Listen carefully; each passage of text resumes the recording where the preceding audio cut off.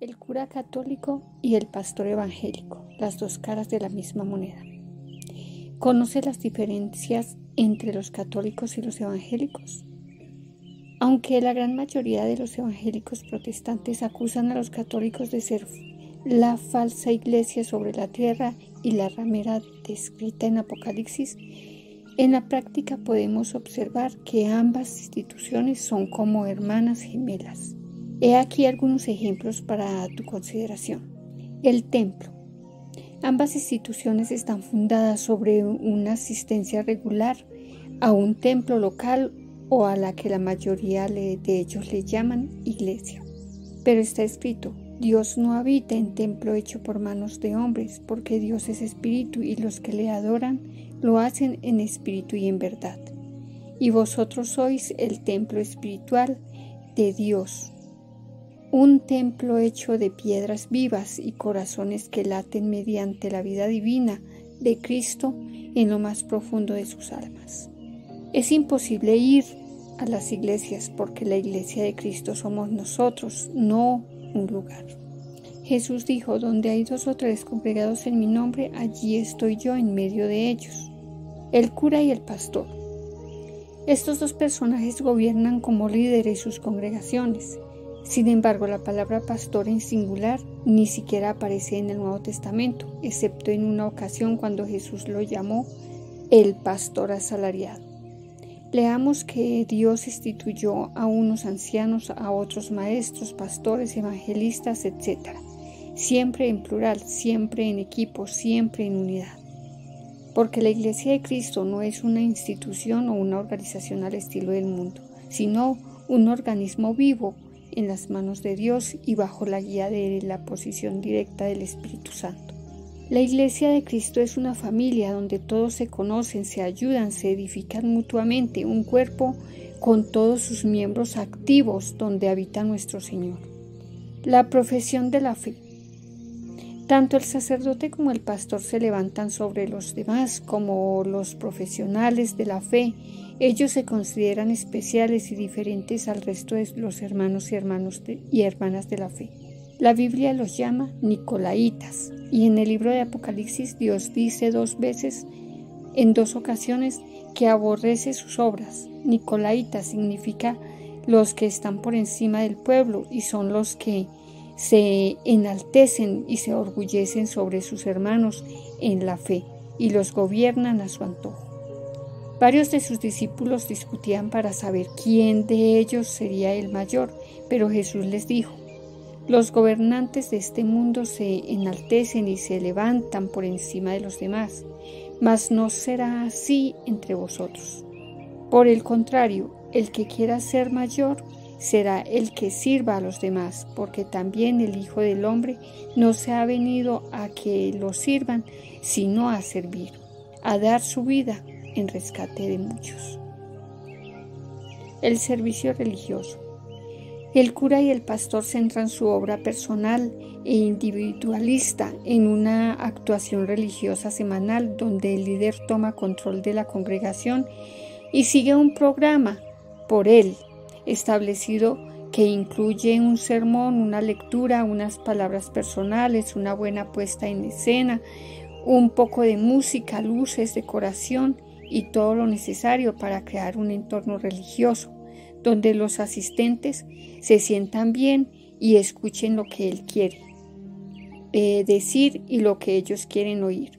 Pura psicología y sentimentalismo que alimentan las emociones de la carne y el alma adámica.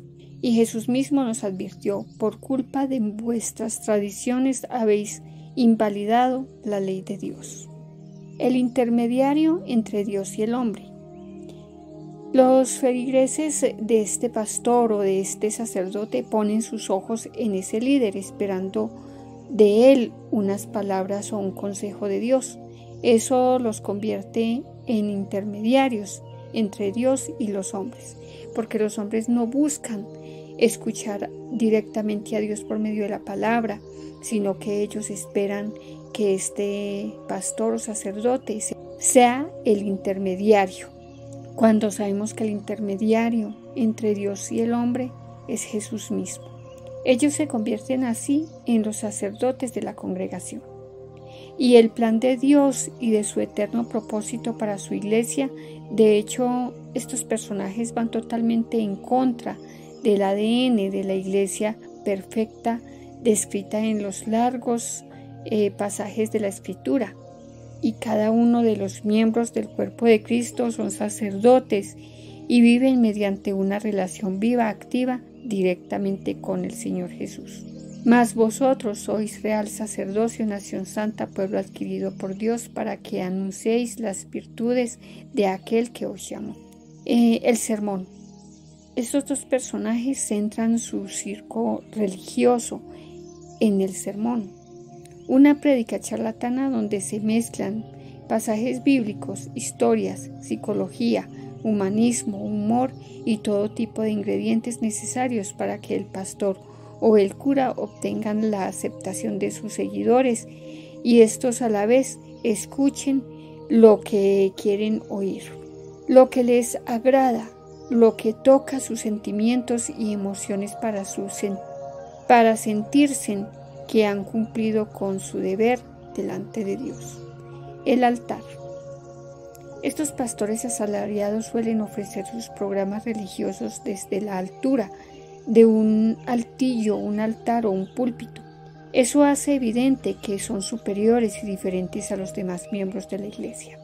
Pero la Escritura es muy clara. Cristo es la cabeza de su iglesia y el buen pastor que la guía. Y también leemos que todos los demás somos miembros de su cuerpo, por igual hermanos y hermanas en él, en Cristo. Los feligreses espectadores como estatuas de sal. El sistema pagano del cura católico y el pastor protestante funcionan delante de una audiencia muda e inerte. Cuando estos dos impostores protagonizan su actuación personal, nadie puede interrumpirles ni corregirlos, ayudándolos a participar de su programa.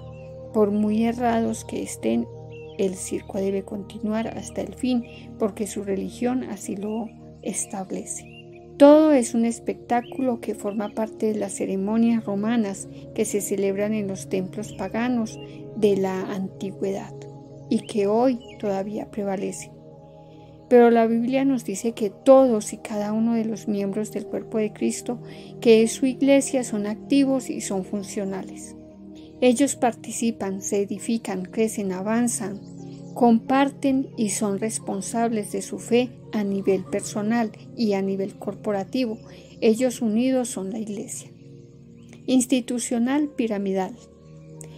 Es importante saber que tanto el cura como el pastor son piezas claves de las instituciones religiosas que operan de forma piramidal y según el modelo del sistema corrupto y decadente.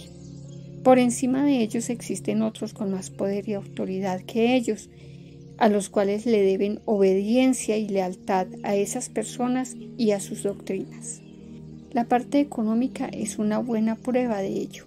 Los templos están asociados a un cuerpo gobernativo y todo funciona como un buen negocio, el negocio de la fe. Asalariados. Jesús se refirió a estos dos individuos como pastores asalariados, a quienes no les importan las ovejas, simplemente se limitan a utilizarlas para su propósito beneficio. Ellos inventan cualquier tipo de excusas para llenarse en los bolsillos del dinero de sus feligreses, utilizando los falsos diezmos que, aunque aparece en la Biblia, forman parte del antiguo pacto y no del nuevo pacto. Utilizan la fiesta de las primicias con el mismo fin. Sin embargo, está escrito que esas aportaciones nunca se hicieron con dinero, sino con especies, y estaban destinadas a los sacerdotes del templo de Dios y como ayuda para los huérfanos y las viudas y los forasteros. Estos farsantes desconocen completamente el Espíritu de Dios en las Escrituras, o bien son verdaderos ladrones, robando a los que se suponen son sus hermanos y hermanas en la fe. Jesús dijo: el asalariado viene para hurtar y matar. Podríamos seguir manifestando todas las cosas paganas en las iglesias tibias y cobardes. Que no te engañen, mis hermanos, Tú mismo puedes escudriñar la Biblia para no ser ignorante de las maquinaciones del enemigo, sabiendo que Satanás suele aparecerse disfrazado como ángel de luz. No olvidemos que Satanás conoce las Escrituras al derecho y al revés. Exponer este tema es muy triste y desgarrador, rompe nuestros corazones al ver tantísimo engaño en los hijos de Dios. Millones viven en una fe falsa, una religiosidad pagana que se remonta en los tiempos de Nimrod y su torre de Babel. Hermanos, esto duele el alma, pero debemos ser atalayas y levantar nuestras voces en ayuda de nuestros queridos hermanos y hermanas que están siendo engañados porque son bebés espirituales que no conocen sus Biblias y carecen de la revelación de Jesús en sus vidas. Estamos viviendo en los últimos tiempos y se caracterizan porque ambas instituciones son tibias y cobardes, como está expresado en la iglesia de la Odisea.